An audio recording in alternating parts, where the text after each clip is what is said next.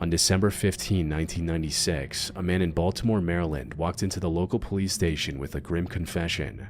According to this man, one of his friends had asked him to help dispose of a woman's remains. And while this sounded a bit absurd at first, officers decided to accompany him to the location. And to their surprise, the man wasn't lying. Deep inside a wooden pallet factory, police discovered the remains of 23-year-old Kimberly Lynn Spicer, who had been missing since November of that year. There was still a possibility that the man who went to the police was trying to frame his friend for a crime he committed. However, any doubt officers had in him vanished as soon as he named his friend, 41-year-old Joe Matheny. Those who knew Joe personally described him as kind and compassionate, but to the police, he couldn't have been more different. You see, Joe was actually arrested back in August 1995 for allegedly taking the lives of 2 homeless men. However, the case was thrown out in July 1996 due to insufficient evidence. More importantly, the police were already investigating Joe for an incident that had occurred just a week earlier on December 8.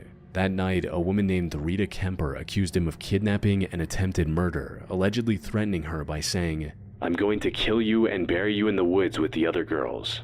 So, the police had every reason to suspect that Joe was responsible for Kimberly's death as well. They arrested him the same day and charged him with murder. But Joe's crimes would turn out to be far more horrific. While in custody, Joe confessed to taking the lives of more than 10 victims, including the 2 homeless men he was charged with earlier. He also showed zero remorse, stating that he killed because he, quote, enjoyed it. Further adding, "I got a rush out of it, got a high out of it, call it what you want. I had no real excuse why other than I like to do it."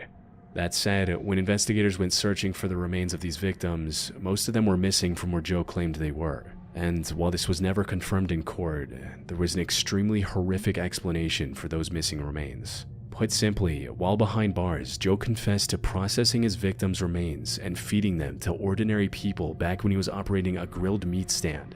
He wrote, "The human body tastes very similar to pork. If you mix it together, no one can tell the difference. So, the next time you're riding down the road and you happen to see an open pit beef stand that you've never seen before, make sure you think about this story before you take a bite of that sandwich."